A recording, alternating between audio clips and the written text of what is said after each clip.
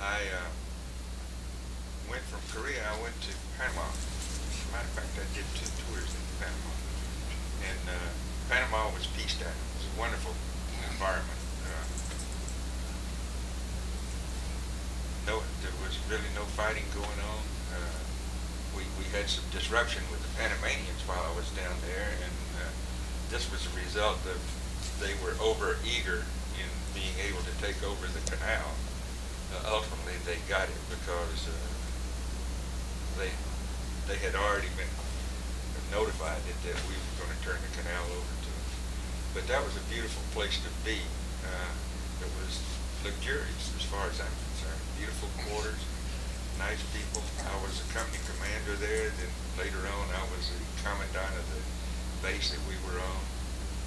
And from Panama, I went to various service schools. I was an infantry officer, as I've already told you, but they sent me to the Armored Officers Advanced Course, which is where captains go to be trained to be majors, I guess. And I did a year with the Armor School at Fort Knox, and that was an interesting place to be.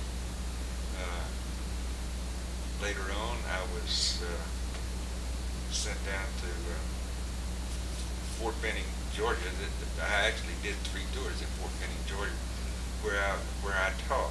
I taught infantry tactics, and I taught radio and AM and FM radios that we were using at that time. They're so sophisticated now, I wouldn't even know how to turn one of the radios on.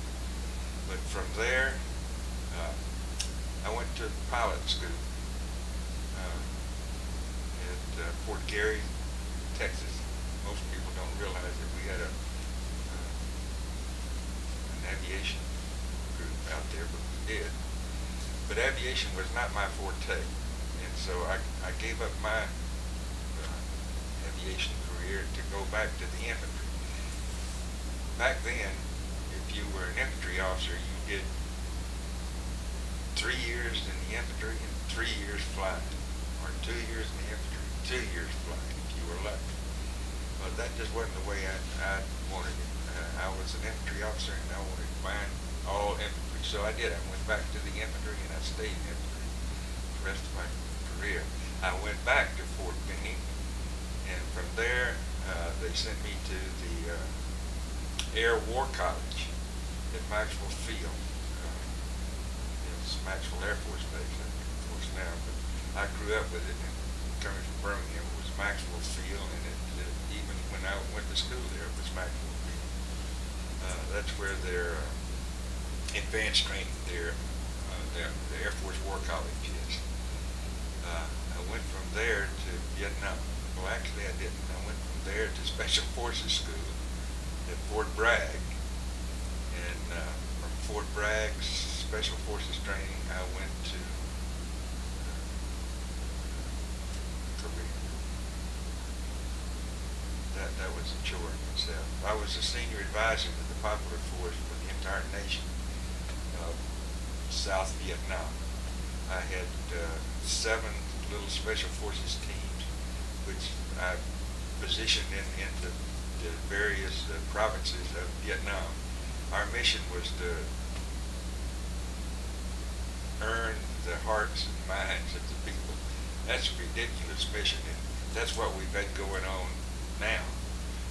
We've got people over there trying to teach these people that are not too interested in being taught these things, that they should be living in a democratic country just like we do, and they should act just like we do. Well, things don't work out that way, and it didn't work out that way in Vietnam. I was transferred when my tour was up in Vietnam. I came back to the Pentagon. In my first tour in the Pentagon, I worked for the Chief of Army Research and Development. In the meantime, I had been going to all these schools. By then, I had a master's degree in business, and primarily it was business that the Chief of Army Research and Development, was interested in me doing. I was his liaison with the House and the Senate when it came to the Army budget for each year. And that was a real chore. It was an interesting chore because I got to go to all of these meetings, and I met the senators, congressmen. I even helped prepare the talks that would take place in presenting the Army budgets. And I was just really disillusioned with the people that I would see when I'd go to the House and the Senate. And I had a good friend who was in a position to move me around a little bit. And I told him, I said, you know, I'm really fed up with this administrative job that I've got here. See what you can do for me. And he said, well, I'll see what I can do. And the next thing I knew, I had orders, and I had been transferred to the office of the chairman of the Joint Chiefs of Staff. And I stayed with him for 3 years. My position there was I was a senior emergency action officer for the National Military Command Center.